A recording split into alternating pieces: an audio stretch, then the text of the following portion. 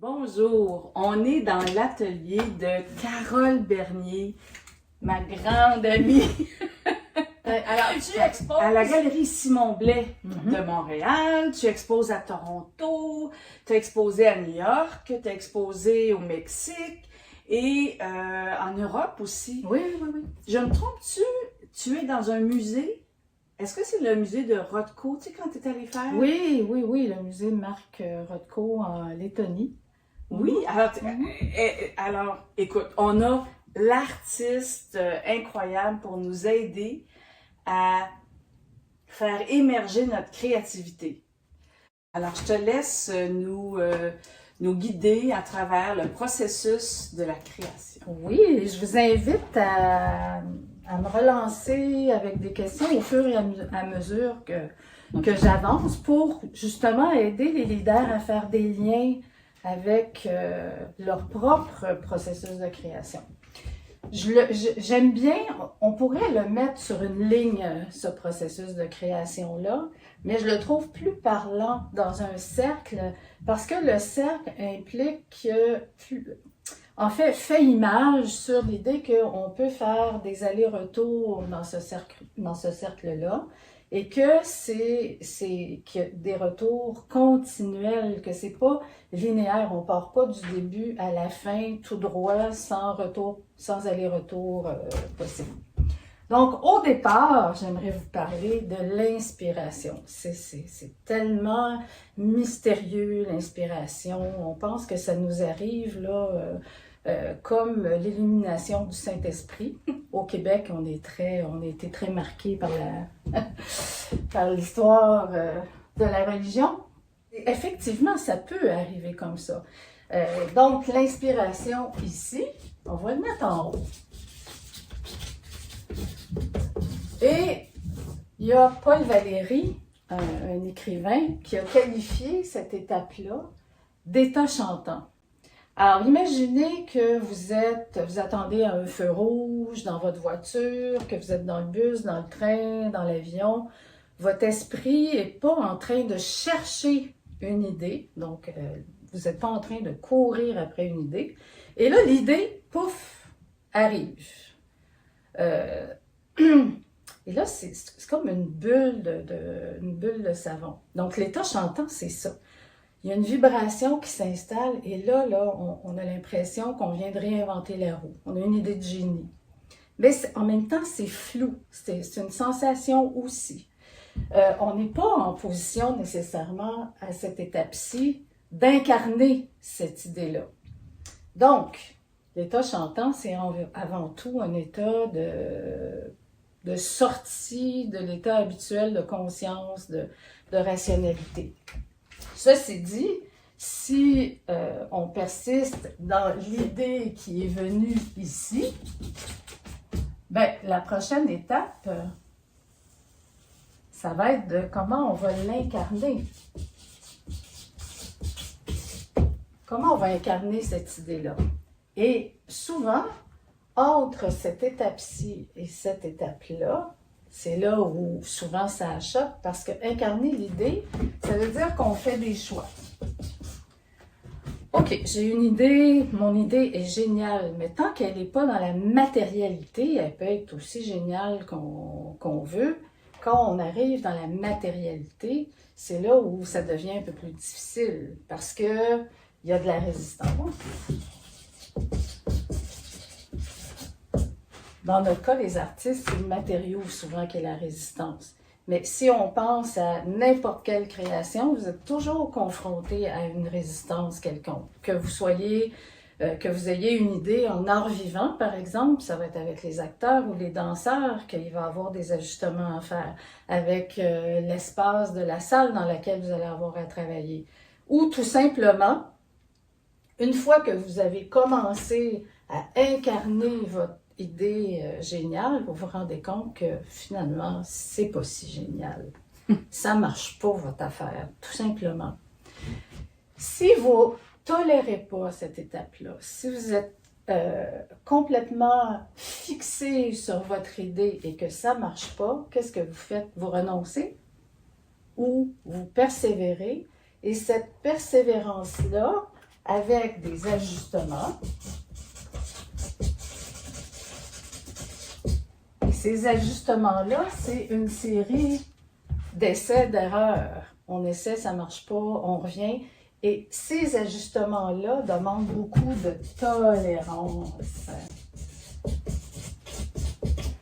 Demandent beaucoup de tolérance à l'inconfort. Si vous pouvez tolérer l'inconfort de ce que demandent ces allers-retours, ces ajustements, ces deuils, parce qu'il y a des deuils à faire entre les deux. Parce que ça se peut pas que l'idée soit complètement et totalement intacte une fois rendue là. Parce que c'est pas la même réalité. On n'est pas dans le même espace-temps, on n'est pas dans la même matière. Donc, il ne peut pas avoir quelque chose de directement connecté avec ça. Si vous avez réussi à jouer dans cet espace-là, ben, il y a la réalisation comme telle. Réalisation qui va se produire ici. Et en fait, je reviens là même. Parce que la réalisation, je suis allée trop vite. Il y a bien plus de choses qui se passent là. Parce que, en fait, si ici, ça résiste encore plus que ça pourrait résister, là, puis que vous êtes attentif, hyper attentif à ce qui se passe là, en fait, ça peut vous ramener à là. Me voyez-vous venir? Donc, l'idée de départ peut être transformée par tout ça et vous ramener le travail que ça demande, tout ça c'est du travail, le travail que ça demande peut devenir la nouvelle source d'inspiration. Et là, avec cette nouvelle source d'inspiration-là, vous pouvez glisser plus facilement dans ce processus-là parce qu'il y a eu un ajustement. Et là, on arrive à la réalisation. J'ai tassé un peu mes affaires rien que du même bord parce que c'est correct. Ça illustre à quel point cette étape-là est hyper importante. Donc, la réalisation, on y va. Il y a la... Oui? Alors, cette étape-là qui est hyper importante, c'est l'étape de la conception. C'est toute l'étape, oui, effectivement. Parce qu'on n'est pas dans la production, dans la réalisation, on est encore dans l'idée, dans comment on va faire, etc. C'est ça. Oui. En fait, c'est là où il y a toutes sortes de choix qui vont rentrer en ligne de compte. On choisit les outils, on choisit la matière, on choisit l'espace, on choisit les collaborateurs, on choisit... C'est tous ces choix-là qui vont arriver. Et là, on va commencer à faire du tâtonnement pour arriver à cette réalisation-là. Puis ça ne veut pas dire que même à l'étape de réalisation, il n'y aura pas encore des allers-retours. Oui. Qui vont se faire là-dedans, parce que, oui, OK, tout a bien été, ça a l'air de marcher. On arrive à la réalisation, il y a encore des ajustements à faire. C'est pour ça que c'est hyper important de vraiment retenir qu'il y a des allers-retours constants qui se font. Souvent, l'erreur que les jeunes créateurs vont faire, que ce soit en art visuel ou peu importe, beaucoup dans l'écriture, c'est que ils ont l'idée, ils se mettent au travail, puis ils ont l'impression que ça va partir du point A pour finir à Z et que ça va être un long fleuve tranquille jusqu'à la fin. Mais non, parce que aussitôt qu'on commence une première phrase, c'est déjà pas la phrase de génie qu'on avait imaginée.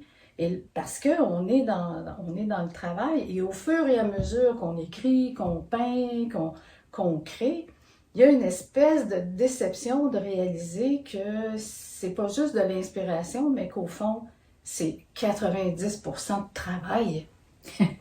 Oui. Mais en organisation, c'est la même chose. Hein? En organisation, on travaille avec des collaborateurs, il y a des résistances, on revient, on pousse. Et là, ce que j'aimerais savoir, c'est jusqu'à quand qu'on pousse pour se dire, OK, ça peut être une bonne réalisation? En fait, je pense que les plus grands créateurs sont ceux qui ont été capables de voir les chemins de traverse au bon moment et les prendre au bon moment. Et renoncer complètement quitte à renoncer à l'idée de départ. C'est ça. Parce qu'en fait, ça, c'est une mise en train. Oui, c'est ça. C'est pas une finalité. Alors, faut pas s'attacher, il faut se détacher. En fait, dans tout le processus, ce qui fait que ça va tourner, que ça va circuler, c'est le non-attachement. C'est tout le temps ça. Parce qu'aussitôt qu'il y a une crispation dans une de ces étapes-là, ça bloque complètement le processus de création. Pour moi, créer, c'est comme si vous aviez un terrain, puis que vous invitiez un sourcier à trouver la meilleure source. Vous pouvez creuser là, creuser là, creuser là, mais est-ce que si on vous dit, ben là, on peut bien creuser, mais t'en tireras pas grand-chose, vous allez faire quoi? Non, creuse, je veux que tu creuses, c'est là, je veux que tu creuses, tu vas creuser là, tu sais. Non, on cherche, on fait des trous, Puis à un moment donné, on trouve la source qui, elle, va nous amener le plus loin possible, fondamentalement, dans ce qu'on veut. Parce que l'inspiration, en fait, je trouve que c'est pas tellement le produit comme la direction. La direction, puis la motivation de départ, peut-être? Oui, c'est vraiment le moteur. Le moteur, c'est ça. Oui, c'est vraiment le moteur. C'est la locomotive qui va tirer le train de la création, ça c'est certain. Il y a deux artistes, moi, que je trouve importants, qui ont vécu ça de manière fulgurante. Il y a le père de l'abstraction en art visuel qui est Kandinsky, qui lui avait dans son atelier, c'était un peintre figuratif, là, il faisait des personnages, des paysages, etc. Il est sorti de son atelier pour prendre une pause, et quand il est revenu, il ne reconnaissait pas la toile qui était posée par terre dans son atelier. Ça a duré une fraction de seconde, et en fait, il a réalisé qu'il était bouleversé par les formes et les couleurs de ce qu'il voyait, sans le sujet. Il ne reconnaissait plus les personnages, le paysage. Mais en fait, c'est parce que l'œuvre était posée à l'envers. Donc, deux solutions s'offraient à lui. La tourner dans le bon sens et poursuivre dans sa vision du figuratif. Figuratif. Mais il a pris le chemin qui s'ouvrait à lui, qui était « Ah, et pourquoi le sujet serait si important? » Et il a débuté, on pense que c'est lui le père de l'abstraction, parce que c'est à partir de là que l'abstraction est arrivée comme démarche essentielle en art visuel en 1910. Mais pour ça, il fallait qu'il soit en pleine conscience. Parce qu'il aurait vu son œuvre, puis bof, il l'aurait même pas vu. Exact. Mais là, il l'a pas juste vu, il l'a senti, puis il a été touché par elle. Voilà. Parce qu'il était en pleine conscience. Oui. Donc, faut s'enlever du chemin. C'est ça. Je pense qu'on peut dire que le plus gros conseil qu'on devrait donner à n'importe quel leader, c'est de s'enlever du chemin. Exact. Pour pas rester dans c'est ça que je veux, c'est ça que je vais faire. Puis là, il y a des ouvertures, il y a des flashs, il y a du pétillement qui se passe autour, mais on fonce.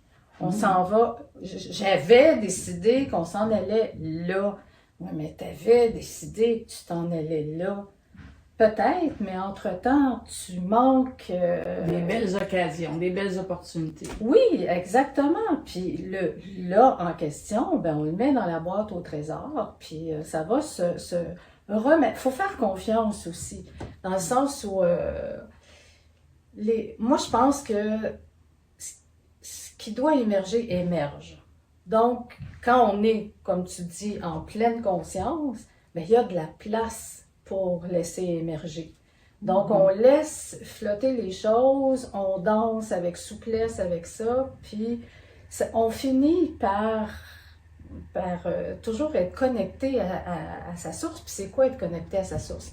C'est un produit, c'est une vision, c'est une personnalité, une singularité. C'est pas une chose. C'est qu'est-ce qui nous distingue de X, Y, Z. Donc, ce qui nous distingue, c'est pas fixé sur une œuvre, une réalisation, c'est l'ensemble de l'œuvre. Mhm. Je m'emporte. On aime ça, on aime ça. Je m'emporte. Et cette fameuse réalisation-là, on la fait pour éventuellement la présenter à son public, à ses actionnaires, à ses collaborateurs. Mais il faut que cette œuvre-là, pour être vivante, retourne dans la vie et soit exposée au regard, à la critique, aux idées des autres. Et ça permet à ce moment-là d'avoir du recul.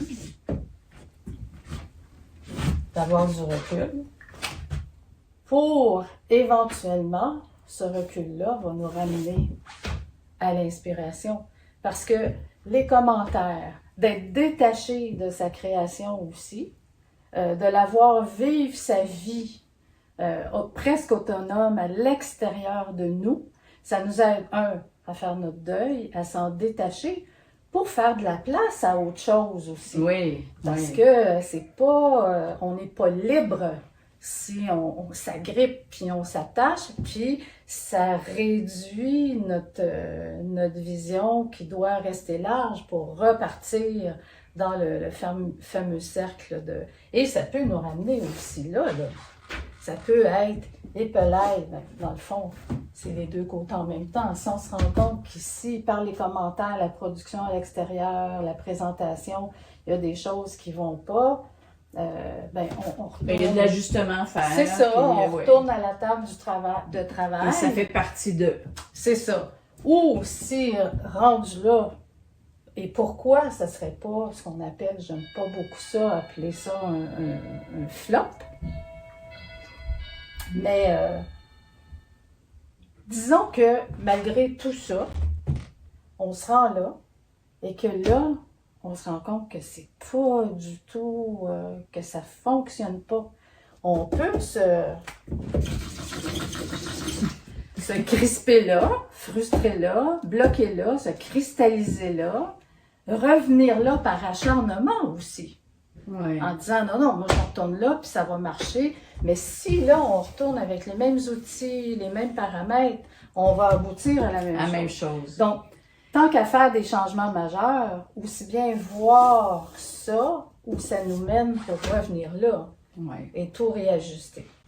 Mais la présentation est quand même un point fort dans le sens où c'est là où on se met vulnérable, où c'est le regard des autres, où c'est là où on peut avoir notre autocritique très fort, où il y a quelque chose de quand même à surmonter pour être capable de présenter l'œuvre ou l'idée ou la réalisation, là, tu sais. Ouais. Et comment on surmonte ça? Ben déjà, en se disant que c'est pas une question de vie ou de mort. On relativise. On relativise. Tous les créateurs vivent ça. Quand on parle du track pour les arts vivants, pour les artistes en arts visuels, c'est la fameuse ouverture, le vernissage, exposer ses œuvres. C'est sûr qu'on se sent un peu nu parce que nous, on porte en nous, en fait, tous les efforts, tous les sacrifices, toutes les remises en question, et peut-être qu'on a à l'esprit « Hey, j'ai travaillé assez fort, j'ai fait beaucoup de sacrifices, et là, il y a la peur que si c'est pas reçu magnifiquement là, ça va nous démolir. Parce qu'on a mis X mois, X années sur ce projet-là, et on veut absolument pas que notre bébé soit en danger. Mm-hmm. Mais tu parlais tout à l'heure de mon expérience en Lettonie, au musée Marc Rothko. Marc Rothko, c'est mon modèle en art visuel. Imagine, je suis invitée pour une résidence de 2 semaines au musée Marc Rothko. Je crée une œuvre, l'œuvre est exposée au musée, il la garde pour la collection du musée. Et à l'ouverture, au vernissage, je vois tous les gens qui visitent puis qui passent complètement à côté de mon œuvre. Il y a très peu de gens qui se sont arrêtés pour regarder tout ça. Et tout le monde allait vers une autre artiste avec qui j'avais travaillé pendant 2 semaines, qui travaillait des œuvres très, très géométriques. Mais toute l'Europe de l'Est ont développé depuis les années 40, 50 une grande sensibilité à cet art géométrique épuré là.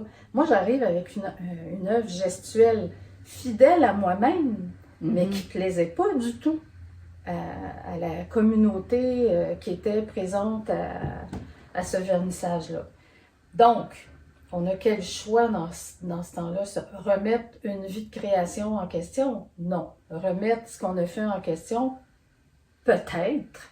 Ou prendre un pas de recul, observer, réfléchir et pas prendre ça comme un rejet de ta personne au complet, mais juste au pire, un désintéressement de ton travail que tu as fait en Lettonie pendant 2 semaines. J'ai fait ça pendant 30 ans. Tu sais, il faut aussi relativiser. Oh oui, pas prendre personnel non plus. Pas le prendre personnel et voir ça comme une occasion de s'enrichir, de grandir un peu plus, Et ça, c'est le petit cercle pour Mais moi, création. Carole, ce que ça me dit, là, t'es une artiste reconnue, renommée, avec beaucoup d'expérience. Et puis, garde, ça fait pas longtemps, là, ça fait pas plusieurs années, là, cette expérience-là, où tu t'es sentie complètement vulnérable, etc. Alors, il y a rien d'acquis, il y a rien s'exposer, c'est s'exposer. Et puis, comment ça va être reçu, ça t'appartient plus. Non.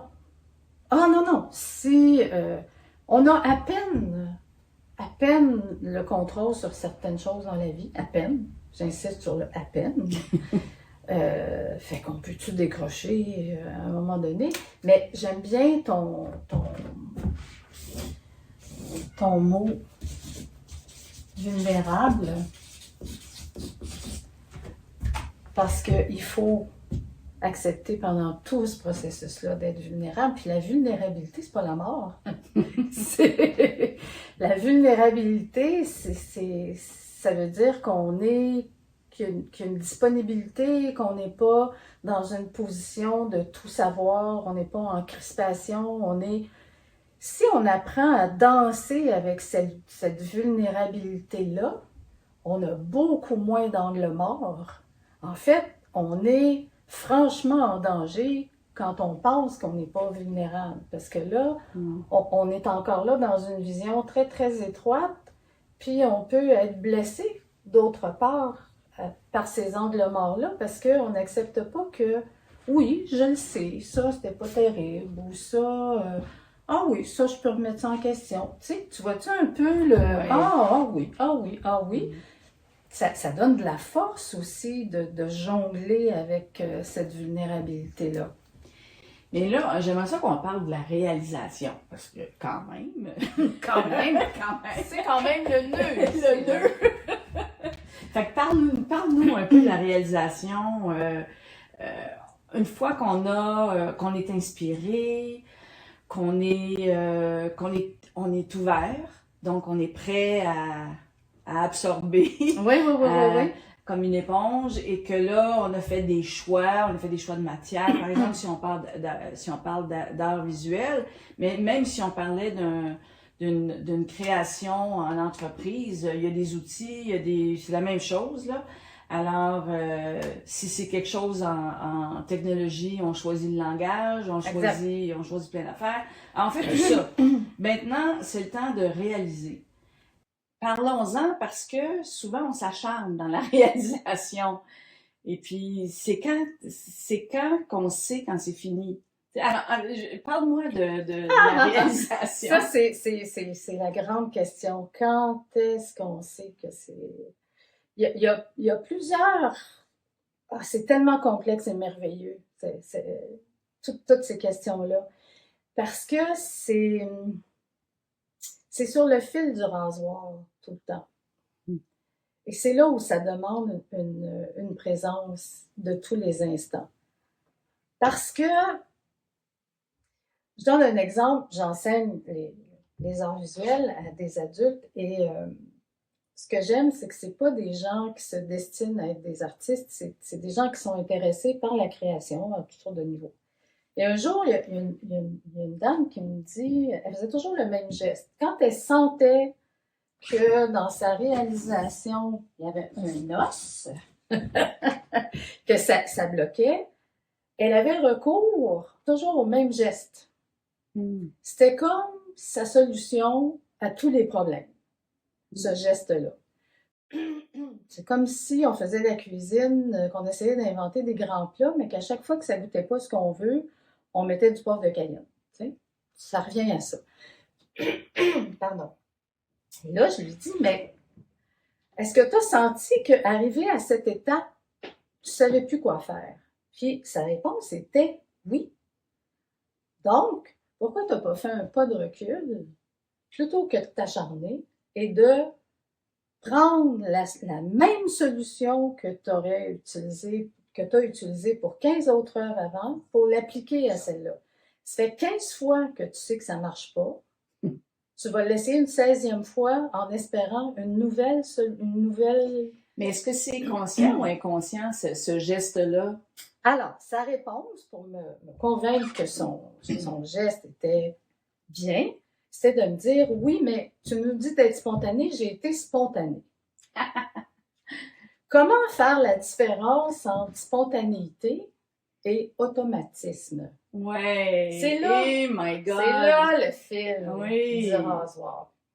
Si je te dis, ma belle Céline, et que je t'aime, sur Moi un aussi. mode sur un mode spontané ou automatique, est-ce que tu vas faire la différence? Oui, la sensation ne sera pas la même. Ça part pas du même endroit. C'est ça. C'est ça. Ça a été la seule façon pour moi de lui faire comprendre que son geste n'était pas spontané, il était automatique. Puis, quand on inverse les choses, je lui ai dit, si toi tu dis à ton amoureux, je t'aime sur un mode automatique ou spontané, c'est pas pareil. Ou l'inverse, si lui te le dit sur un mode spontané ou automatique, est-ce que tu le reçois de la même façon? Donc, c'est pareil. La personne qui va recevoir votre création, si vous avez été sur un mode automatique de réalisation, il y a quelque chose de sec dans votre façon de présenter ça.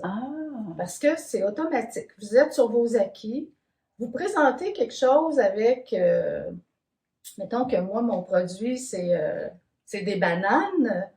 Ah, ben, regarde, je vais leur fourguer des bananes bleues, des bananes rouges, des bananes vertes, mais ça reste toujours bien des bananes. Tu sais, t'es sur un mode automatique, puis t'essaies de me passer ça en petite vite comme de l'innovation, tu sais. Mais c'est toujours la même banane, puis je le vois que c'est la même banane, je m'ennuie quand je regarde ça. Tu t'es pas investi dans ta banane. Tu n'as pas essayé de voir comment tu pouvais présenter les choses autrement, comment tu pouvais creuser et surtout, tu n'as pas voulu tolérer de ne pas savoir pour un certain temps. Donc, cette étudiante-là... Et Dieu sait qu'on en a, hein, des automatismes. Mais on en a plein, puis heureusement, parce que oui, aussi. En mode survie, ça nous aide. oui, heureusement, mais en mode réalisation, moins. Alors, elle, qu'est-ce que finalement? Parce que la réalisation, c'est encore... Tout ça, c'est de la création, là. C'est ça. Mais en fait, ce qu'elle a réussi à faire, c'est de se voir arriver, tu sais, comme un train, avec son geste qui allait être automatique, de freiner ça, de retenir ça, parce que ça, c'est censé la libérer d'un malaise. Mais en fait, elle se retrouve devant un autre malaise. C'est de dire, ben là, ça marche pas. Non. D'où la frustration. Ben non. Mais tu sais que c'est la même chose avec les émotions, hein? Oui. La même chose quand on dit qu'il y a une émotion qui monte, si on n'est pas capable de tolérer l'inconfort, on va réagir. Exact. Et on nous demande de respirer dedans, puis essayer de tolérer cet inconfort-là, prendre le recul Exact. pour éventuellement avoir quelque chose de plus juste, tu sais, pour avoir des gestes plus justes. Exact. Mais c'est pas facile! C'est pas facile parce qu'on est en mode action-réaction, action-réaction, et on est dans un monde qui va vite aussi. Ouais. On se rend même pas compte des fois à quel point on est happé dans cet univers de, écoute, combien de fois quelqu'un va me dire, je t'ai appelé sur ton cellulaire. Oui. Et, mais t'as pas répondu. Non.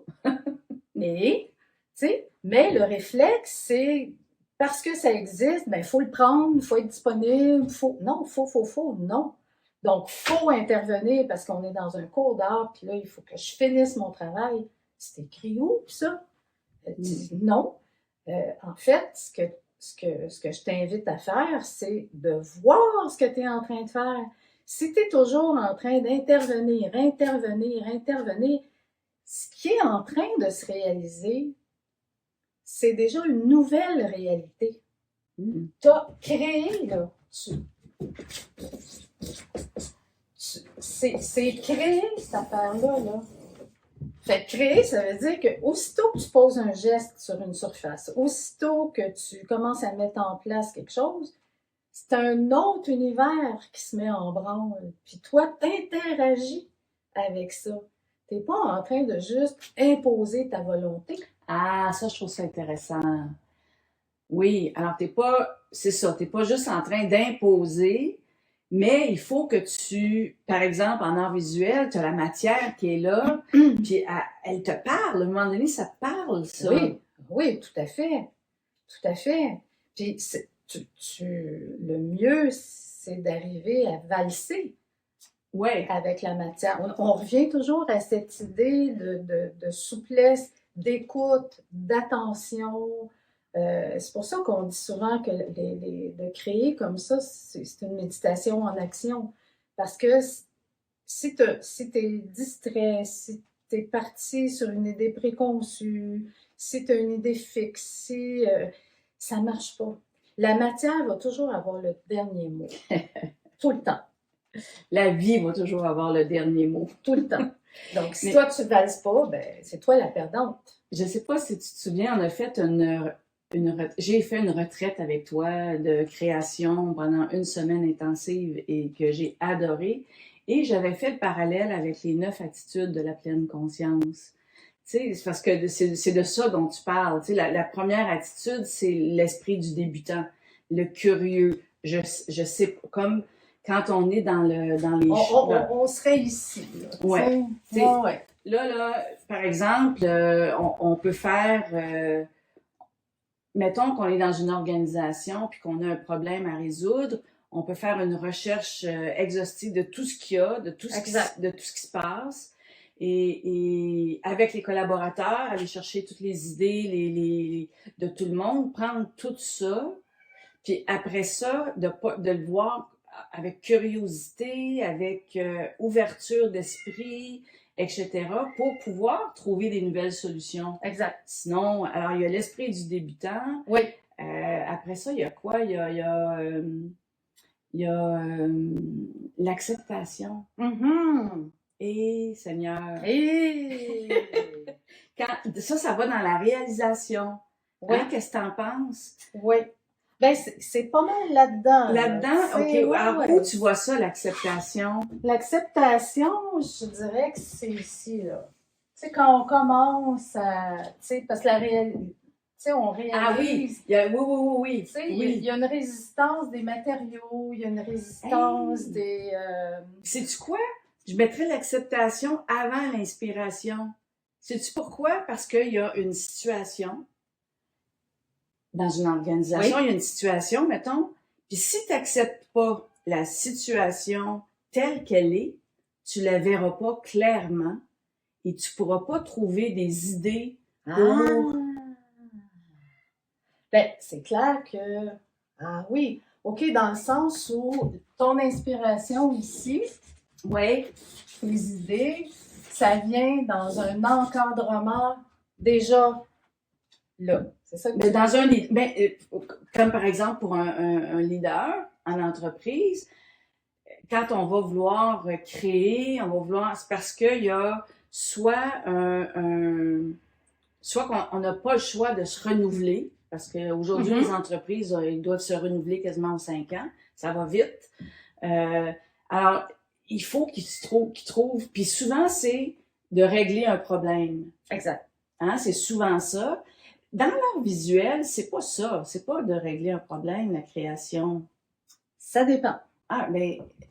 Ça dépend. C'est intéressant. C'est super intéressant ton parallèle. Parce que, exemple, disons que moi, mon inspiration, parce que je disais que l'inspiration, ça n'a pas de limite, ça. Ça ne connaît pas la limite. Je peux bien avoir, moi, une inspiration de faire une chorégraphie contemporaine, tu sais. Mais ça ne marchera pas mon affaire. Je ne connais rien en danse. Je n'ai pas le corps pour ça. Je n'ai pas la forme pour ça. Je ne suis pas dans le bon cadre. Tu sais. OK. Autre exemple encore plus parlant, il y a un artiste qui s'appelle Hartung, qui est décédé maintenant, qui était un artiste gestuel. Toute sa vie, il avait fait des grandes œuvres. Tu sais, donc le corps s'explosait. Oui, t'aimes ça. Hein? Oui, j'aime ça. Il s'est retrouvé paralysé dans un fauteuil roulant. Il y avait juste ses 2 bras qui fonctionnaient. Évidemment, c'est un drame épouvantable, mais il allait vers sa fin de vie et ça fait partie de ce qu'il a perdu en chemin. Donc, plus capable de faire ses grandes œuvres gestuelles. Et à un moment donné, il vivait à la campagne en France et il voit dans le champ voisin un agriculteur qui vaporise ses plants avec de l'insecticide. Donc, il y a une petite boîte sur le dos avec l'insecticide, puis une buse, et il vaporise ses champs. Lui, changement de cadre, il se dit, tiens, il appelle ses assistants et il leur dit, vous allez mettre de la couleur dans ces machins-là, vous allez me les apporter, vous allez monter un grand cadre et moi, de ma chaise roulante, avec les vaporisateurs, Wow! je vais vaporiser. Donc, il y a eu un changement de cadre qu'il ne pouvait pas ignorer. Non, mais il a accepté sa condition aussi. Voilà.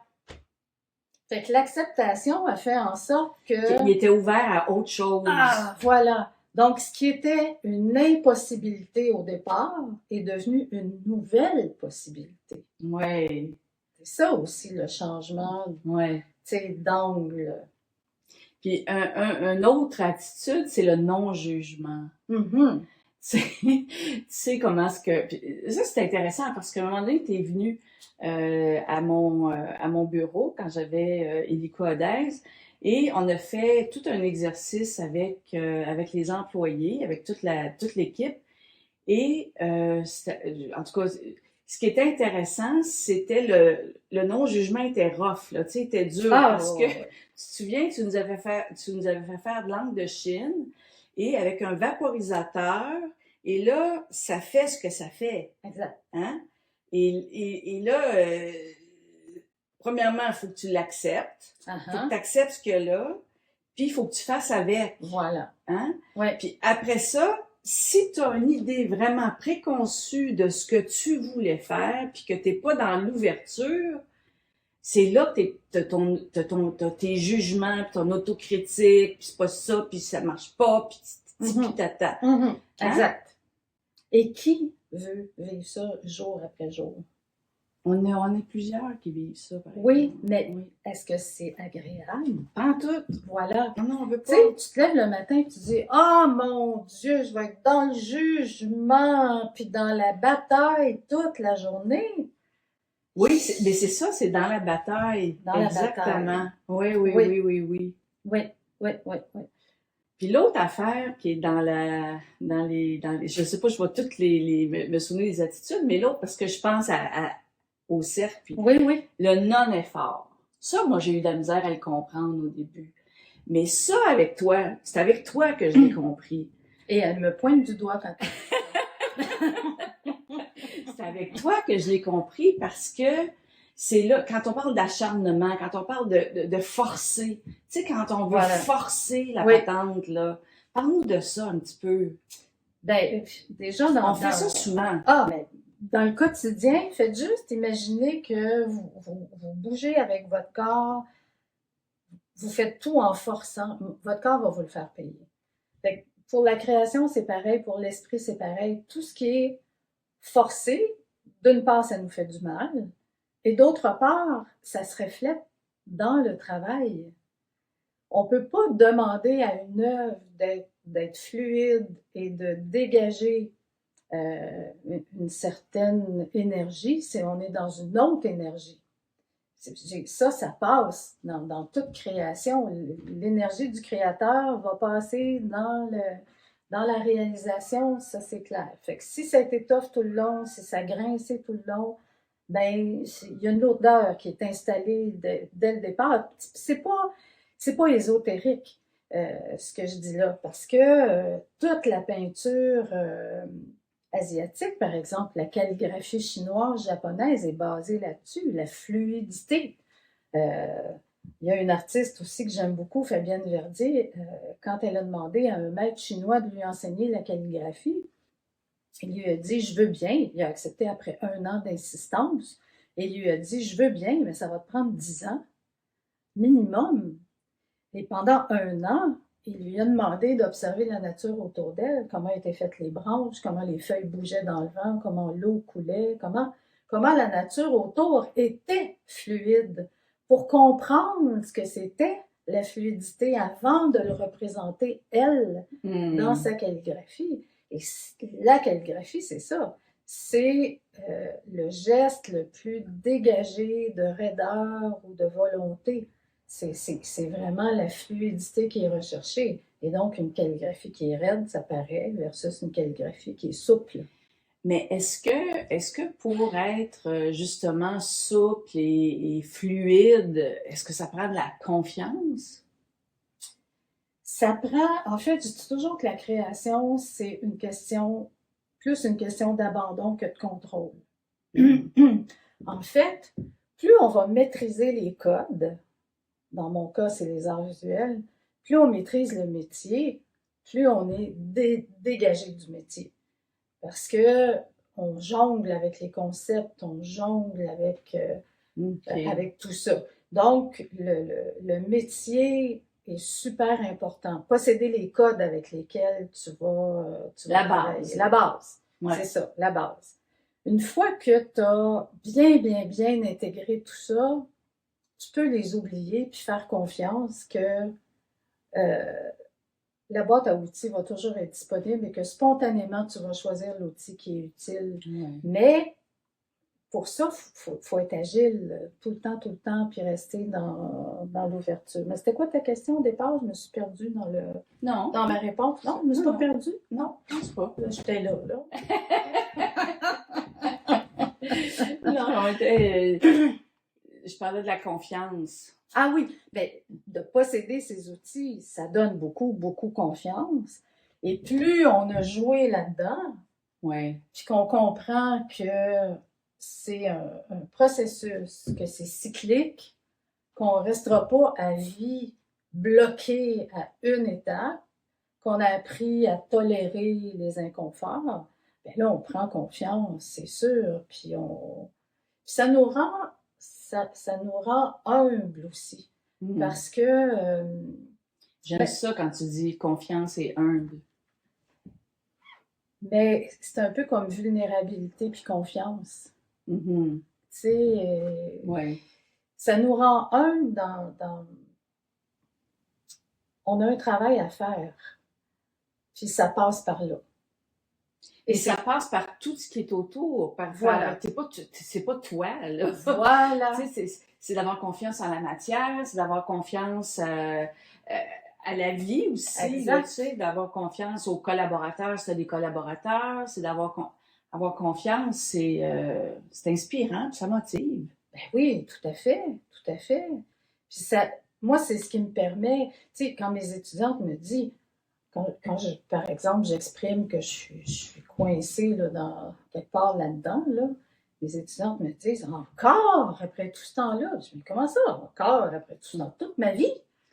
Toute ma vie. Sinon, ça voudrait dire que, Tu es dans tes acquis, tu es dans tes automatismes. exact, Hum. que je fais la même œuvre depuis 30 ans, puis que j'ai un ronron. Si, en fait, s'il n'y a pas d'inconfort, on n'est pas en train de créer. On est en train de répéter. Oh, j'aime ça. Ouais. Attends, s'il n'y a pas d'inconfort, S'il n'y a pas d'inconfort, on n'est pas en train de créer. on est en train de répéter. On est en train de répéter. Donc, il n'y a pas d'inconnu, il n'y a pas de remise en question, on ronronne dans nos acquis. Dans ce qu'on sait. Dans ce qu'on sait. On n'est pas dans l'esprit du débutant. Là. Non, non, non, il n'y a rien qui dépasse, on n'aura pas de surprise, etc., etc.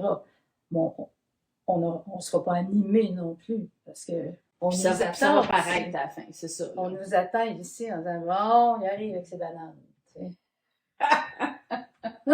Mais ce qui est fascinant, c'est qu'on fait tout ça sur le ronron, puis on s'attend à ce qu'ici, il y a une autre réaction. Ouais, non. Mais non, il n'y aura pas d'autre réaction. Tu sais. Mm. Puisque tu n'es pas... L'autre danger du ronron de la banane, appelons ça comme ça, finalement, c'est que l'autre danger, c'est changer pour changer. Tu sais? Là, tu fais un truc, là, tu fais OK, là, il faut pas que je reste sur mes acquis. Là. OK, quoi de neuf, quoi de neuf, quoi de neuf? Wow, Ah wow, oui. wow, là. C'est pas mieux. C'est Là. pas mieux, un instant, es-tu allé au bout de tes affaires, au bout de ton propos? Il y a encore de l'eau dans ton puits. T'es pas allé au bout de ça. Mais là, c'est l'exploration. C'est pour ça que j'aime beaucoup quand j'enseigne faire travailler les étudiants par série. Partir du même thème, puis développer, développer, développer, développer. Puis ce qui est instructif là-dedans, c'est que arrive un temps où on pense OK, j'ai tout dit. On creuse un peu plus. Et là, ça oblige, là, parce que là, t'es plus dans l'excitation, t'es plus dans la nouveauté, t'es plus dans le flash, t'es plus là-dedans, là. Là, faut que tu creuses. Puis là, t'as l'impression qu'il n'y a plus de jus, qu'il n'y a plus rien. Puis là, t'es comme ça, là. Tu sais, ça avancera plus, ça n'aura plus nulle part. Puis là, tu pousses, puis à un moment donné, Attends une minute, là. Ça c'est intéressant ce que tu dis parce que moi je crois beaucoup, beaucoup en l'énergie. Puis quand tu es dans l'inspiration, puis dans le travail, puis dans tout ça, là, t'es dans une énergie super, là. Mais à un moment donné, tu perds cette énergie-là, puis il faut que tu pousses davantage. Ben, c'est comme passer de l'énergie du sprinter au marathonien, tu sais. Okay. Tu peux avoir une bonne poussée, mais c'est le fun de durer aussi. Mais tu as raison, hein, parce que si on regarde l'expérience de Match Forward, là, au début, là, c'était au niveau des idées. On était un groupe, puis on essayait de trouver des idées, etc. Puis à un moment donné, il y a eu un aha moment. Ah mon Dieu, on va faire ça. Là, c'est excitant. Là, c'est d'aller chercher les bonnes personnes, puis qu'est-ce qu'on va faire pour arriver à réaliser cette affaire-là. C'est dans le gros travail. Là. Ouais. Puis là, tout d'un coup, tu commences à vouloir le réaliser, mais tu es un peu essoufflé. Ouais. Parce que tu as eu toute cette énergie-là, etc. Ouais. Fait que là, OK, tu donnes un autre coup, tu le fais. Là, oups, tu le présentes. Oui. Hein? Là, il faut durer, là. Et c'est là qu'il faut durer. Ben oui. Et ça aussi, c'est quelque chose, parce que là, je parle d'une application, web, là. Tu sais, c'est vraiment... il y a tellement d'applications aujourd'hui. Fait que c'est pour dire comment ça fonctionne. Mais une fois que tu l'as présenté, puis que c'est reçu correctement, mais c'est pas... Oui. Tu sais, là, OK. Il y a un décalage entre ça. Il y a un décalage entre ça et ça. Et là, il faut que tu travailles, il faut que tu reviennes. Tu dis, Oui. OK, qu'est-ce qu'on fait là pour que ça aille mieux, puis que ça Voilà. pousse, puis t'attends. Ouais. Exact. Oh, oui. Fait que, tu sais, Mais faut à un pas- moment donné, Oui. je veux juste Oui, oui, savoir, vas-y. parce qu'à un moment donné, tu l'as réalisé, tu l'as présenté, t'es essoufflé, tu commences à être essoufflé, t'as moins d'argent aussi, c'est dans le développement. Et puis, à un moment donné, tu dis, OK, ça a pas levé comme je pensais que ça lèverait. Qu'est-ce que je fais maintenant? Est-ce que je poursuis, puis que je corrige ci, puis que je corrige ça, puis que je corrige ci, puis que je corrige ça, parce que tu as toujours des commentaires, puis là, tu écoutes tout le monde? Ou, à un moment donné, c'est quand la sortie? C'est une grande question. Tu sais, il y a Jackson Pollock qui était un artiste, là, il faisait du dripping. Écoute, du dripping, là, tu peux en faire ça d'épais, là. C'est de la couleur que tu jettes. Et il avait fait la première page du Times à l'époque. Et la journaliste lui avait posé exactement la même question. Quand est-ce que vous savez que c'est fini? Personnellement, je réponds, c'est mon chum qui me le dit. Mais c'est une boutade. Mais lui avait répondu, c'était très poétique, il avait dit, et vous, quand savez-vous que vous avez fini de faire l'amour?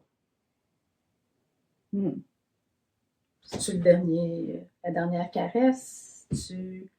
Le lendemain, alors que les images sont encore là, que les clins d'œil, les coups d'œil complices sont encore là? Tu sais, donc, pour moi, c'est fini entre là et là. C'est pas fini à un moment.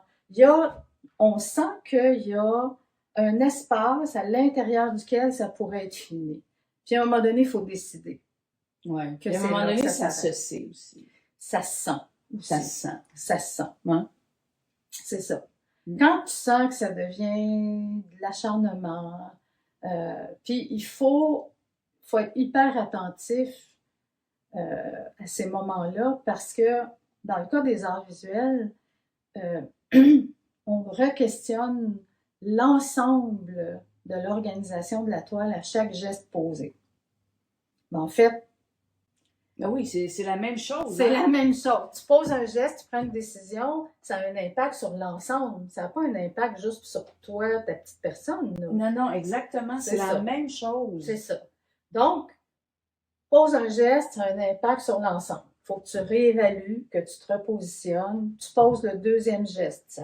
Tu réévalues. À chaque fois, c'est ça. C'est des allers-retours où j'interviens, je recule, j'évalue, je décide, je réinterviens. C'est toujours des allers-retours comme ça. Et arrive un moment donné où tu te mets à douter parce que tu ne sais plus où tu pourrais intervenir.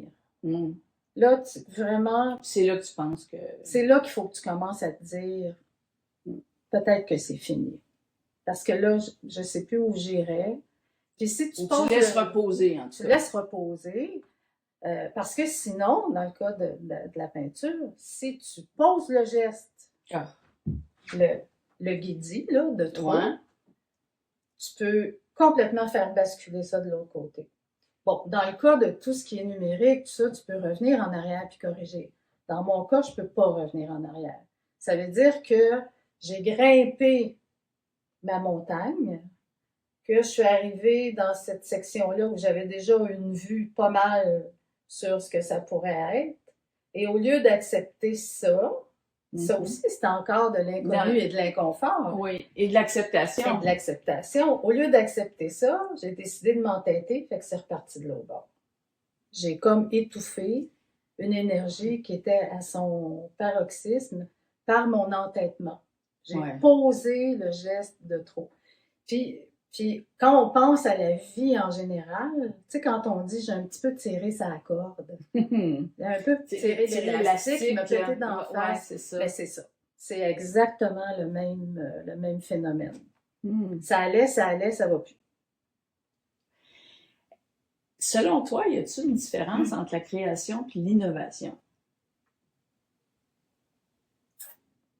Wow! Elle me fait réfléchir. Céline, elle me fait réfléchir. L'innovation. Donc, l'innovation, c'est quelque chose de nouveau. C'est ça qui... Comme la création. Ouais. Ben, la création, il y a deux façons de voir ça. en création artistique, il y a tous ceux qui vont être dans une démarche de nouveauté. Depuis le 19e siècle, tout l'art s'est bâti par rupture, innovation, dans le sens où les impressionnistes ont brisé avec leurs prédécesseurs. Après, les post-impressionnistes ont brisé la tradition ou la vision des impressionnistes, et ça a été comme ça très, très longtemps. Et encore aujourd'hui, on garde des traces de cette idée que l'art doit innover. On le voit actuellement avec l'art numérique, on achète des fichiers maintenant, etc., etc. Donc ça, pour moi, c'est de l'innovation. C'est de la création aussi, mais il y a derrière ça l'idée d'innover en art visuel. Moi, j'ai une vision un peu plus, comment je pourrais dire, intimiste de ça. Moi, personnellement, ce que je me demande comme créateur, c'est d'innover par rapport à moi-même, dans le sens où pas réinventer la peinture au sens historique de la chose, mais je me lance le défi à chaque exposition, à chaque visite à l'atelier, d'aller de l'avant, de toujours être dans un équilibre légèrement déséquilibré, pour pas avoir l'impression que je suis en train de me répéter et que je suis en train de juste faire un produit pour un produit, mais que je suis dans une démarche vraiment authentique de recherche, mais toujours avec moi-même. Je sais bien que je fais de la peinture, puis c'est pas ça qui bouleverse les standards des arts visuels actuellement. C'est vraiment dans une autre sphère.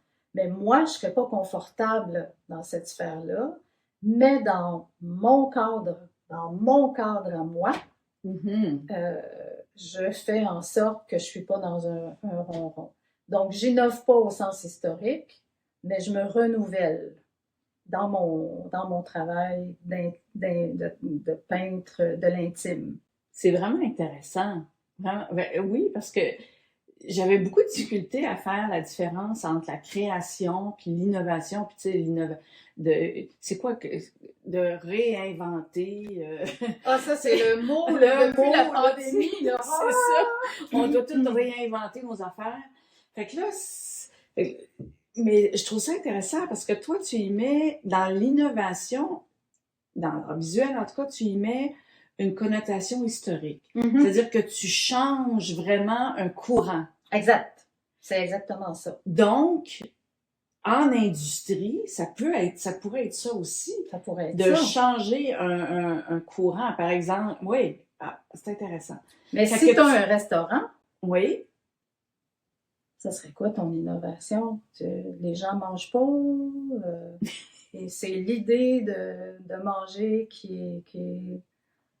Tu sais, il y a des domaines où on peut innover, je pense, puis il y a des domaines où on peut créer une expérience qui est teintée qui a un angle nouveau, mais tu restes dans quelque chose que tu peux pas faire bouger. Tu sais, ils sont allés très loin dans les restaurants. Tu sais, toute l'expérience en cuisine moléculaire, ça a été ça. Oui, c'est ça. Mais ça a fait un bout, tu sais. Non, mais c'est quand même une innovation. Ça, c'est une innovation. Exact. OK.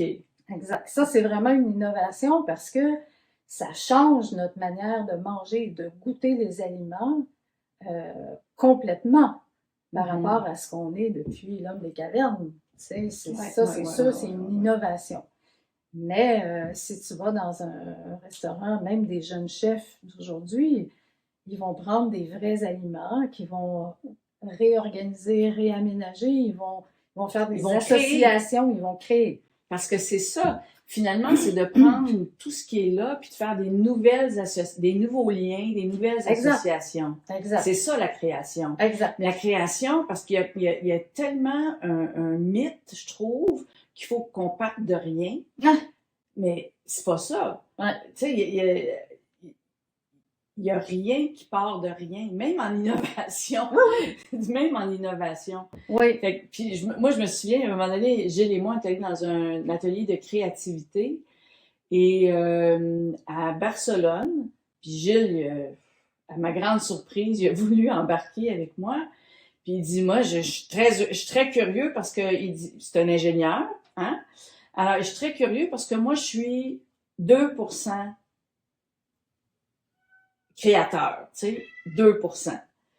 Puis quand il est sorti de cet atelier-là, ben là, il dit, je suis 60% créateur parce qu'il avait changé sa définition de ce que c'est la création. Exact. Exact. Fait que arrêtons de se mettre une pression épouvantable de partir de zéro. Ça se peut pas. Puis non seulement on pense qu'on part de zéro, mais on doit inventer quelque chose qui n'a jamais été fait. Oui, en plus, c'est ça. Fait que ça fait pas beaucoup de monde créatif, ça, là, au bout du compte. Là. Déjà, ces deux critères-là, là, oubliez ça, ça fait 28 000 ans qu'on fait de la peinture. Ouais. Oubliez ça. Mais c'est fascinant parce que, tu vois ça, je dis ça fait 28 000 ans. On a connu pendant longtemps les grottes de Lascaux, 14 000 ans d'histoire. Déjà, 14 000 ans, ça pèse sur les épaules. Là. Oui, mettons. Et là, on se disait, 14 000 ans d'histoire de l'art, tu sais, c'est beaucoup. Quand on s'arrête à ça, ça nous rend humble un peu. Mm-hmm. Dans les années 90, on a découvert les grottes de Chauvet. Ça a doublé l'histoire de l'art. 28 000 ans qu'elles datent, les grottes de Chauvet. Boum! Tu sais, encore Alors, tu as le choix ça peut te paralyser, dire « Oh mon Dieu, mais qu'est-ce qu'on fait de nouveau là-dedans? » Tu sais, on peut rien faire de nouveau. Ou l'autre chose, c'est de dire « Ah, mais comment je peux participer? Comment je peux m'inscrire dans cette grande histoire-là avec mon grain de sel à moi, avec ma couleur à moi, ma façon de faire à moi? » Tu sais, je vais être une maille ou une perle dans le grand collier de l'histoire, tu sais. Ouais. Plutôt que d'être un nouveau collier, tu sais. Ben, je trouve que ça enlève de la pression. Mm-hmm. Ça enlève beaucoup de pression. Puis les leaders ont besoin d'être créatifs aujourd'hui, étant donné que ça change tellement rapidement. Fait que donc, c'est vraiment de prendre ce qu'il y a là, de s'inspirer de ce qu'il y a là, de tout ce qu'il y a là, de travailler en équipe. Exact. Hein? De travailler avec des collaborateurs, puis essayer de transformer ça, de faire des liens différents, des associations différentes pour arriver à quelque chose de différent. Exact. C'est ça qui est ça. Est-ce que ça conclut? Ah oui. Est-ce que ça conclut le cercle? Absolument. Oui. Absolument. Écoute, c'est un sujet tellement vaste. On a déjà fait l'expérience en tête à tête avec un verre de vin. Mais je suis intarissable sur ce sujet-là parce que je trouve que ça donne accès à tous à la création, d'être familier avec ça, de comprendre ça, ça donne un accès. Puis ça, c'est autre chose aussi. Ce que je reproche au milieu artistique, c'est d'avoir développé une espèce de milieu un peu étanche, privilégié, on se comprend entre nous. Snobbish un peu, là. Oui. Puis combiné à ceux qui ont peur d'y rentrer, en pensant que les artistes sont tous snobs aussi. Fait que c'est deux solitudes. C'est deux solitudes. Mais en même temps, c'est pas menaçant que autant que beaucoup de monde comprennent qu'est-ce qui est en jeu. Puis ça peut juste faire circuler ça. Moi, honnêtement, j'apprends, quand je regarde mes étudiants travailler, je continue à apprendre d'eux dans leur non-expérience parce que le fait qu'ils ne soient pas expérimentés, ils ont, comme tu appelais ça, la fraîcheur du débutant. L'esprit du débutant. L'esprit du débutant. Et là, je les vois travailler, puis je fais, mais dans ce que eux interprètent comme de la maladresse, moi, je vois de la fraîcheur. Je vois de la fraîcheur, puis combien de fois, après un cours, ma seule envie, c'était de courir jusque dans mon atelier, puis de travailler, de peindre, en me disant, j'ai échappé ma fraîcheur avec avec ma connaissance, avec mon calendrier, avec mes obligations de rendu, d'expo, tout ça, je suis peut-être en train d'oublier que j'ai besoin de jouer aussi là-dedans. C'est ça qui me permet aussi de découvrir, d'avancer. Tu sais, ça se passe pas juste dans la tête, mais ça se passe dans le jeu. Un enfant, ça aborde le monde par le jeu. Il apprend tout par le jeu. Là, nous, on arrive adultes et on pense qu'on va tout comprendre avec notre tête, puis tout va passer par là, puis on va tout contrôler. On oublie de jouer, on oublie d'expérimenter, on oublie parce qu'on a peur de se tromper, parce qu'on a peur d'avoir l'air fou, on a peur d'être imparfait. Alors que c'est par là que ça passe aussi. Si tu as peur de te tromper, tu n'arriveras jamais là. Si tu as peur d'être imparfait, tu n'arriveras jamais là. Si tu as peur de te perdre, tu n'arriveras jamais là. Fait qu'il faut que tu restes dans ta vulnérabilité. Tout le temps, tout le temps, tout le temps, tout le temps. Dans cette ouverture-là. Dans cette ouverture-là. Constamment, constamment. Puis c'est pas dangereux. C'est pas dangereux. C'est pas dangereux. On va inviter tous nos participants à faire l'expérience tantôt de ce que tu vas nous faire faire pour vivre ce cercle-là de création. Absolument. Merci. OK, on a un leader qui est à la source de l'idée. OK, la source, elle est ici. Oui. De l'inspiration. Oui. L'inspiration. Lui, il est dans un cadre, là. Exact. OK? Il y a un projet à réaliser. Exact. En fait, il veut incarner, comme tu le disais tantôt, cette idée, ce projet. Mais clairement, quand on parle d'une organisation moindrement d'importance, ça veut dire que nécessairement, il va y avoir des sous-sources, donc des personnes qui vont l'aider dans le fait d'incarner cette idée-là. OK. Est-ce qu'on peut imaginer que la source a son propre cercle à lui, où il va faire des choix de collaborateurs, par exemple. Ses choix, il réalise, il présente. Ça, c'est son cercle à lui. Dans ses choix à lui, ça veut dire que pour incarner son idée, ben, il va faire appel, peut-être, on jase. Il va faire appel à un autre cercle avec des collaborateurs. Des partenaires aussi, peut-être.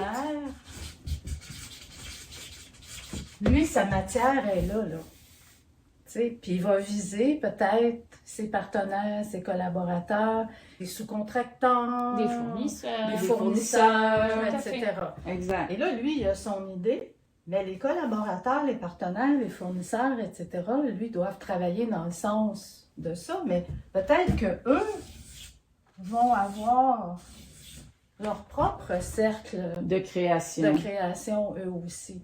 Parce que si tu lances à un collaborateur ton idée, ben lui, il a peut-être ses propres collaborateurs, il va peut-être mobiliser une équipe en disant « Notre source a eu cette idée, on a comme mission de… » Ils se réunissent et là, ils partent dans leur propre cercle. Dans leur propre champ de compétences, qui fait qu'ils sont dans leur cercle à eux. Exactement. Et là, ça tourne, ça bouillonne, mais éventuellement, il va falloir que ça revienne là. Avant la réalisation?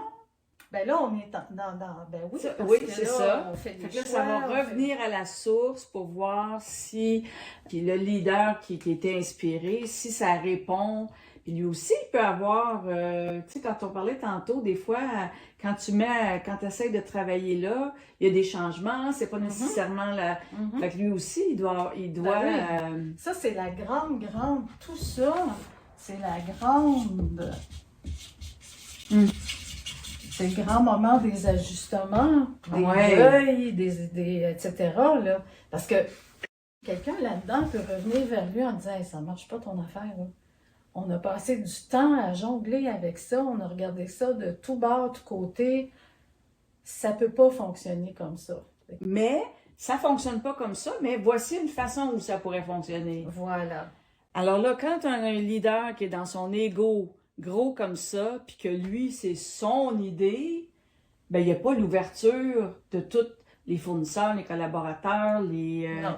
les collègues, les partenaires, etc. Non. Fait que, Fait que là, il va mettre quoi? Il va mettre 10 ans, 15 ans à s'obstiner avec des collaborateurs parce qu'ils répondent pas à son idée. Puis ça aboutira jamais parce que ça tourne en rond là-dedans. Ou ça reste fluide, puis qu'il y a des allers-retours.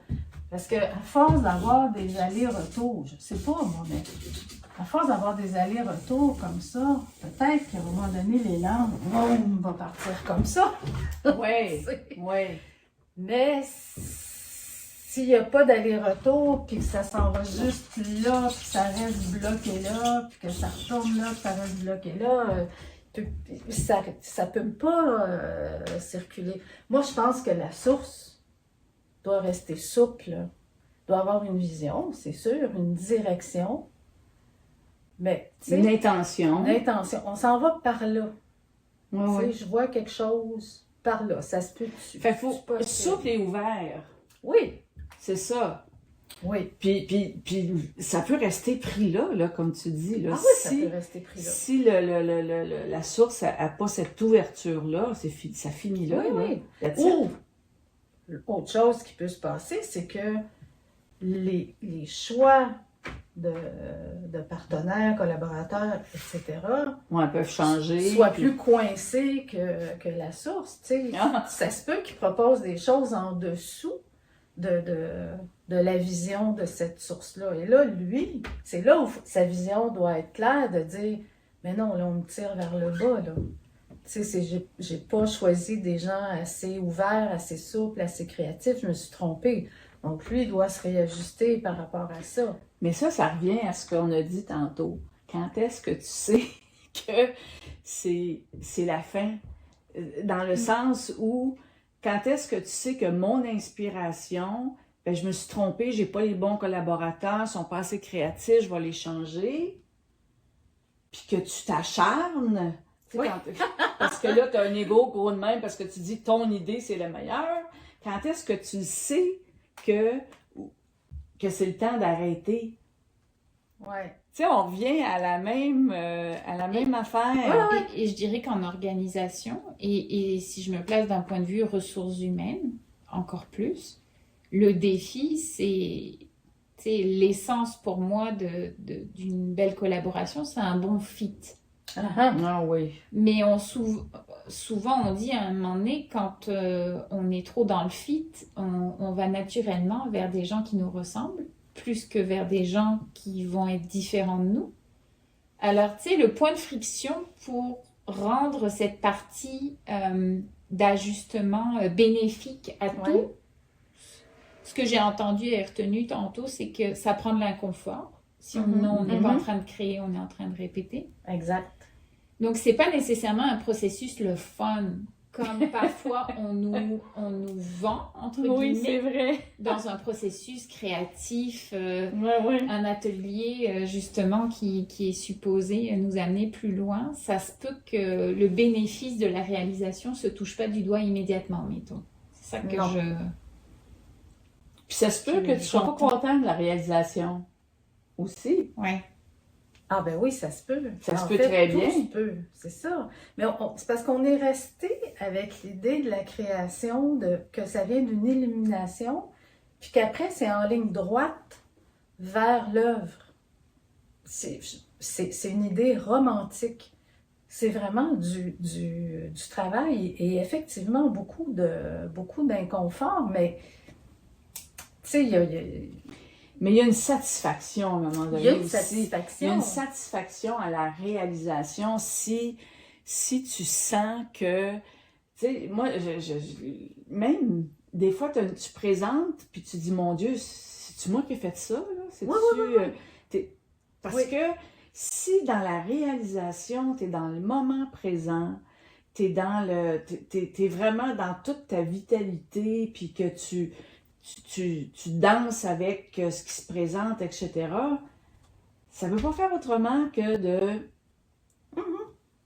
de créer quelque chose qui va être différent, puis qui va être intéressant parce que cette énergie-là que tu as mis dedans, non? Oui, absolument. Mais c'est vivant. C'est vivant, c'est ça. Oui. Parce que ça, bon, à la limite, oui, c'est bien beau, c'est le fun, on se trouve génial. Mais ce qui est vivant, c'est cette partie-là. Là. Ouais. Mais tu sais, les grandes découvertes scientifiques, pharmaceutiques, la source, le directeur de recherche a son idée sur ce qu'il veut trouver, mais ses collaborateurs en laboratoire, des fois, trouvent complètement autre chose. Lui, il s'est dit, non, il ne va pas dire, non, c'est pas ça qu'on cherchait, là.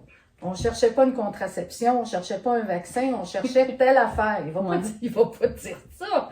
Peut-être qu'il va continuer dans son idée première, mais il va se réserver d'autres sources. Il va les mettre en banque pour poursuivre ça dans un autre cercle. Tu sais, il va rester, à moins que ça soit majeur et que ça remette en question tout son projet de départ. Mais c'est ça qui est intéressant, c'est les surprises. Uh-huh.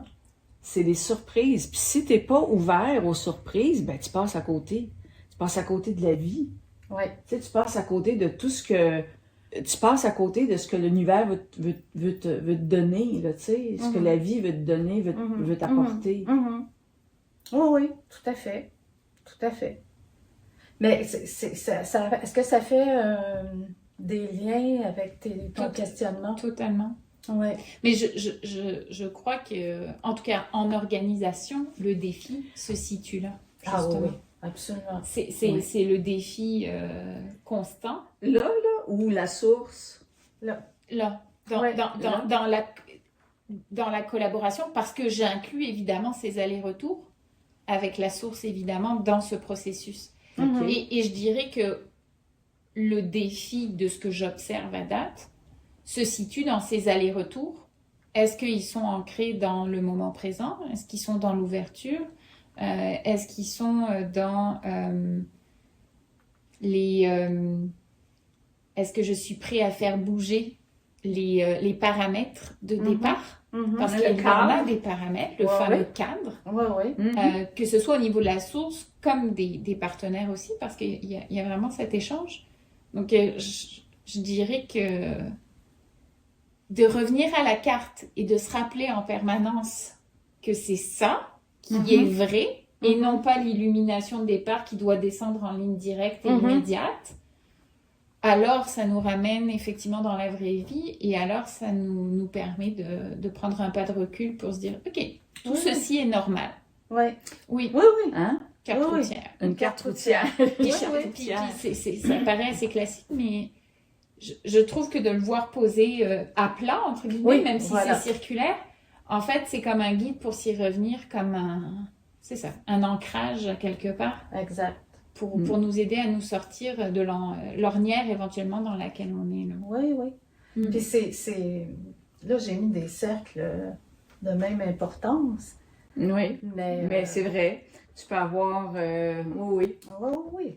des cercles plus importants, d'autres moins, dépendants qui peuvent même à la limite venir partager un espace commun avec la source. C'est la source, parce que il faut savoir, est-ce que ce que tu mets de l'avant, ce que tu veux mettre de l'avant, c'est toi ou le projet? C'est ça aussi, des fois, tu sais. Si c'est toi, ben là, ça part pas bien. Tu partageras pas grand-chose. Et merci d'amener ça parce qu'en fait, je pense que c'est un élément essentiel du pourquoi chacun embarque. Exact. Sur l'intention liée effectivement au projet, au pourquoi j'embarque. Ouais. Et c'est toute cette couche pour moi dans une grosse organisation parce que quand ce cercle vertueux-là, tu l'as en individuel, c'est autre chose que de l'avoir au sein d'une organisation. Et plus elle est grosse, plus il y a un effet exponentiel dans le niveau de chaos qu'il peut avoir. Si on n'a pas les conditions favorables à cette étape-là. Puis c'est là que je ramène tu sais, je vois le lien avec l'enquête appréciative. Oui. Sur être capable d'identifier et de repérer ensemble et de créer les paramètres. Parce qu'on en a identifié là, et c'est super puissant, mais je pense qu'il y en a d'autres qu'on peut raffiner, qu'on peut personnaliser, qu'on peut singulariser, justement. Ouais. Et qui donne une couleur, une énergie à la réalisation du projet. Ouais. Et c'est là que moi, ça me conforte dans l'idée que je crois que la singularisation, elle se fait au cours du processus et non pas dans l'intention de départ. Oui. Mais ça n'est que ma croyance, mais pour l'instant qui demeure. Ben, j'abonderais dans ton sens. Parce que, en même temps, je réfléchis à voix haute, parce que je me demande si, au départ, c'est une volonté de singularisation, si là, on ne tombe pas dans le culte de la personne qui veut se valoriser via et qui cherche qu'est-ce qui peut être à tout prix unique, ou bien si l'idée se fait et là le questionnement c'est comment est-ce qu'on peut rendre ça très unique avec une couleur particulière, etc. Mais parce que la source, il doit avoir, je connais pas grand-chose, mais il doit avoir une différence entre est-ce que la source contrôle ou la source guide. Tu sais, c'est une différence aussi. Grande différence entre contrôler et guider. Ça, je trouve que c'est hyper intéressant. Ouais. Mais souvent, dans une organisation, quand on va vouloir faire un nouveau projet, il y a une intention de singularité en partant parce que toute la motivation est là de se singulariser des concurrents. Parce que si tu copies, Fait que je sais pas... Mais c'est là que je trouve que c'est... Puis là, c'est vraiment une croyance que j'ai, mais c'est là que je crois qu'on s'enferme dans quelque chose. Alors que si on se ramène à l'intention de la source et du projet de départ, qui n'est pas de se singulariser, mais sur... Qu'est-ce que ça apporte au sens, à la contribution, puis à la grande idée, plutôt que, quoique, qui suis-je pour juger que se singulariser n'est pas la bonne idée, mais en tout cas, j'ai l'impression que c'est un facteur qui renferme. Mais ça, j'aimerais ça, je trouve ça intéressant, ça, là. Très. J'ai pas les réponses. Mais j'ai une croyance que si l'entreprise, elle ne se singularise pas, éventuellement, elle va petouf, là, tu sais. L'inspiration peut être sincère dans comment je pourrais dire, dans l'élan de j'ai une idée unique. Et que, probablement, qu'en demandant des recherches, une analyse, ça revienne pour se faire dire, tu sais, ton idée, là, ça a été fait par un tel, de telle façon. Alors là, la responsabilité de la source, c'est de dire, oui, bon, ben, laissez faire. Et c'est là où la singularisation devient importante. Ce qui peut dire aussi, ça a été fait comment? Nous, on va prendre un autre angle. Puis ça va se singulariser. Voilà, c'est ça. Fait qu'on revient à... C'est ça. Exactement. Intéressant. Parce que c'est difficile.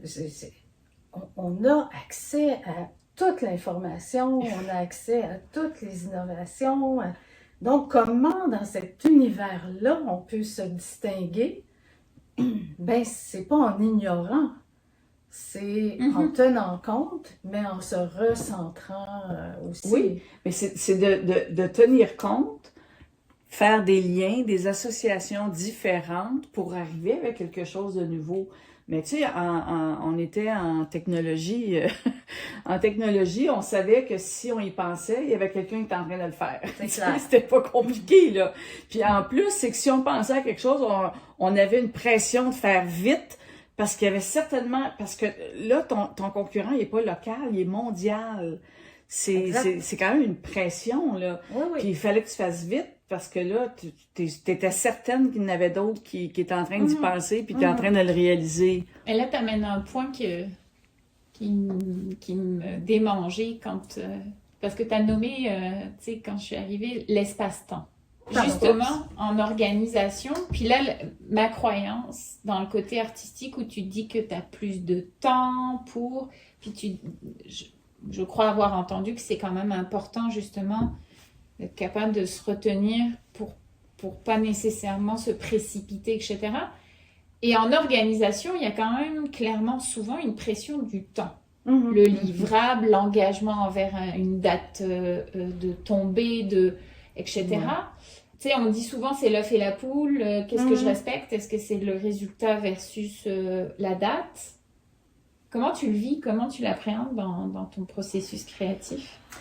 Ben, dans mon cas, à vous de faire des liens ou pas, mais j'ai toujours dit que pour moi, livrer une exposition, je l'ai fait récemment pour Toronto, c'est des œuvres finies au moment où je les envoie. Si j'avais eu un mois de plus, probablement que l'exposition aurait été différente. Si j'avais eu un mois de moins, elle aurait été encore différente. Donc, c'est ce qui est à ce moment-là. Puis, il faut faire la paix avec ça parce que le temps, il ne nous attend pas, lui. Il fait sa vie, puis c'est à nous de s'arranger avec. Ça, on changera rien, on change rien à ça. Donc, j'ai fait la paix avec ça en me disant, cette expo-là, c'est moi à ce moment-là. C'est ce que je pouvais faire à ce moment-là. D'autre part, je donne mon maximum, je donne tout ce que j'ai pour pas non plus mettre la faute au temps. En me disant, mais là, si j'avais eu un mois de plus, ça aurait été meilleur. Non, j'ai donné le maximum, je suis arrivée à cette étape-là.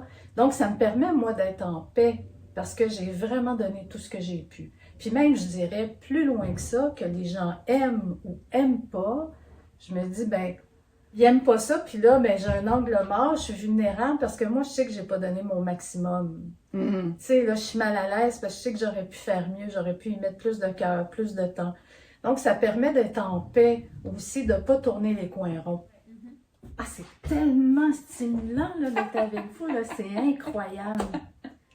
Je sens aussi.